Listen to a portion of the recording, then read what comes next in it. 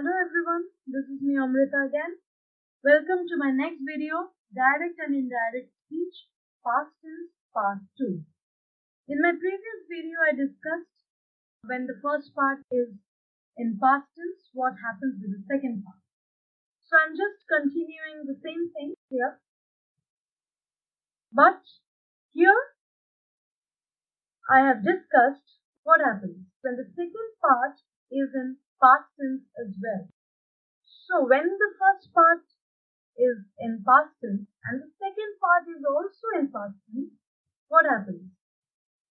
Indirect, if the second part is in simple past tense, it becomes past perfect tense. And if it is in past continuous tense, I'm talking about second part, okay? So if it is in past continuous tense, it becomes past perfect continuous tense. So I have given two examples here. The batsman said, I scored 60 runs yesterday. Now, you can notice that this one is of course in simple past tense, but the second part is also in past tense. Scored. Something took place, an action took place in the past. I scored 60 runs yesterday. So, in my previous video I discussed when the second part is in present tense, may it be simple present, present continuous or present perfect continuous, then it changes into simple past, past continuous and past perfect continuous. Now here we have both the parts in past tense. Now I have said that if the second part is in simple past, it becomes past perfect. So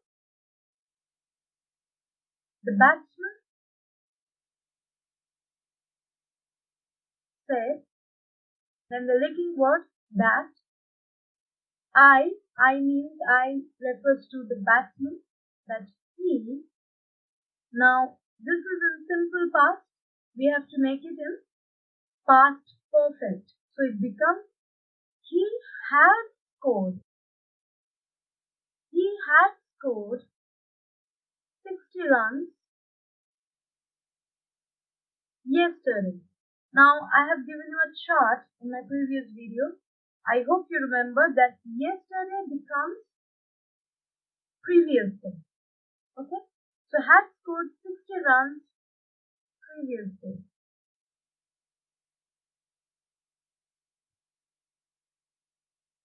Now the second sentence. Carl said to Christy, I was waiting for you.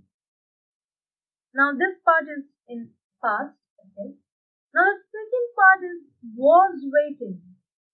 Look at this verb, was waiting. So this is in past continuous tense. This is in past continuous tense. So if it is past continuous in direct tense, then it becomes past perfect continuous. So I have to make this verb in past perfect continuous. So Carl, now said to become told. Carl told Christy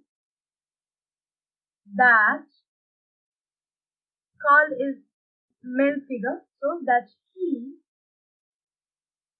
Now past perfect continuous had been waiting. I hope you remember past perfect continuous, we add had, then we put been and then the ing word. Okay? So had been. Carl told Christy that he had been waiting for you. You is referred to Christy, and Christy is a female figure, so waiting for her. Carl told Christy that he had been waiting for her.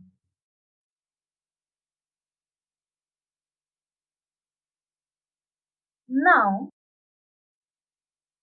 let's come to the second part, okay?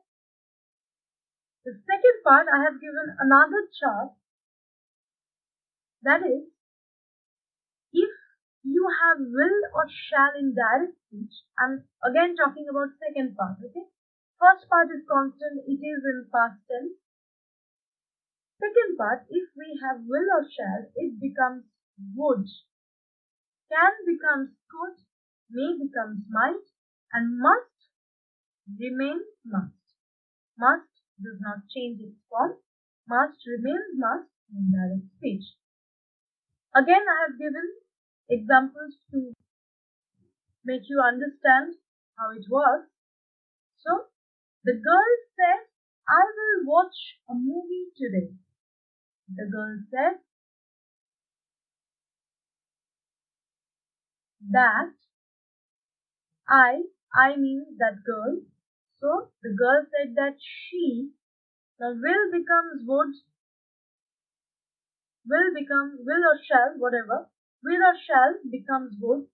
So, I'll write would instead of will. The girl said that she would watch a movie today. That does not mean it's today, literally, but today means that day. From that chart, I hope you remember. Watch a movie that day. Today becomes that day. Let's come to the second one.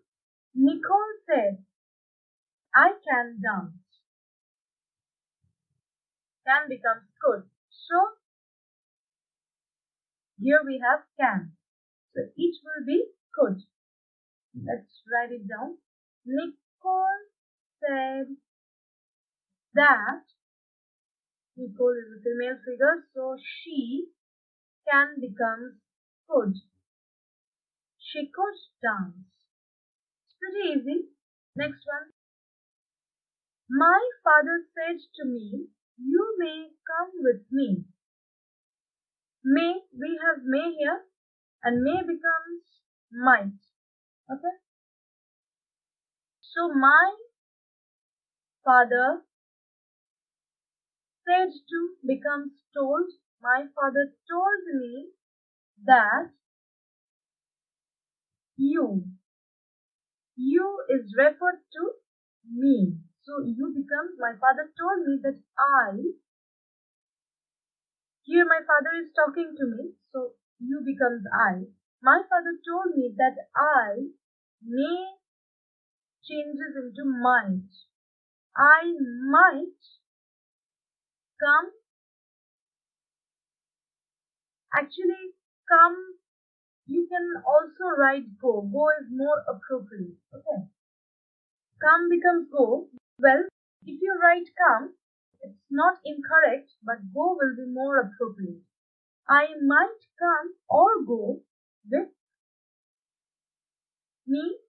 Me is referred to my father. So with him. So my father told me that I might come or go. Go is more appropriate with him. The man said we must go now. A must remains must. Okay? Must does not change its form. Must remains must. So here the man said that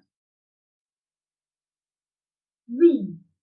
Here we means actually the man, and maybe there are some people with him as well. So we become they. The man said that they must go, now becomes then from my previous chart. The man said that they must go then. Here I have another sentence, that is, the teacher said, man is mortal. Now man is always mortal, though it is said in the past, the teacher said, so it's in past tense, and we usually change the second part. If it's in present, we change into past tense. Okay, if the first part is in past tense. But here, we won't change this sentence.